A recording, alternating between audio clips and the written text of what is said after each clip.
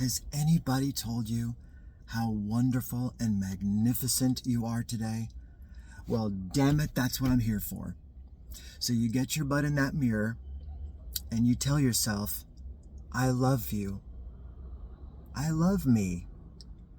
Yes, you might get off the path a little bit, but everything you need to be the best is already there inside you. Just peel away all those layers, the layers of grime and dirt. It's there. But anyways, I just wanted to start with that.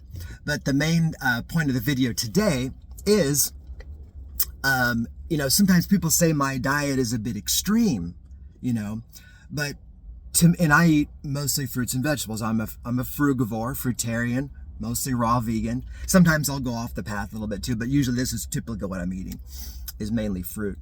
So people think that's pretty extreme, and that would be normal to think that in today's world, because yes, most people do not eat just fruit and salad. So, but to me, what's extreme is having Big Macs, having Cheetos, okay? Eating things like Spam or crazy things like that. But really, to me, what's extreme though, what is the #1 killer in the US? Heart disease. You know what's extreme to me? Is going into a hospital, having them slice open your chest, saw your sternum open, pull it apart, and start messing with your heart and doing arteries and bypass and stuff. To me, that is extreme. That is never going to happen if you're eating fruit and salad. Never going to happen. And what's probably not going to happen is pretty much most of the top 20 causes of death will either be greatly reduced, if not downright reversed, or at least halted or slowed down if you just eat fruit and salad or just stick to whole plant foods, whether it's cooked or not, and just try to not, a little more on the low fat side, not too much oil and things like that.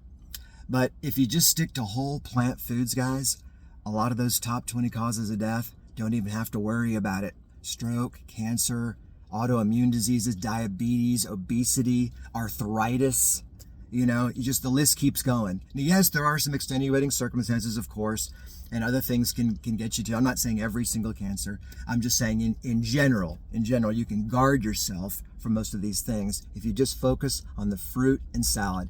If you absolutely must eat meat, fish, milk, and eggs, you just can't stand it, I would just do as minimal as you possibly can. Just load up on the fruit and salad, and then if you have anything left over, all right, you want to eat a little something, I would keep it to absolute bare minimum. Don't wait for a diagnosis, gang.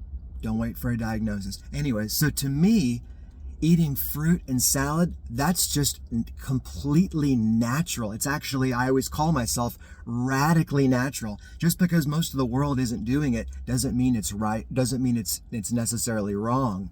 We grew up in this world of thinking like eating things like Big Macs and Chick-fil-A and Boston Market and Burger King. These things are normal, but you got to stay away from that processed food.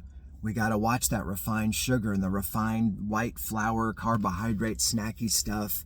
Gang, it's not meant to be in our body. If you're doing anything but the produce section of the grocery store and you're getting into those middle aisles, that's where you go wrong. It's just a science experiment, basically. It's like a guy in a lab putting these kind of foods together. You want to look at nature. All animals in nature eat their species-specific diet, and no animal in the wild. Have you ever seen an animal in the wild overweight? It's non-existent. The only animals that are overweight are our domesticated dogs and cats, and they get the same cancers and diseases that we do, sadly, because we feed them all this weird, crazy food. Not their species-specific diet. It's basically just an experiment in a lab, So just something to ponder today, gang.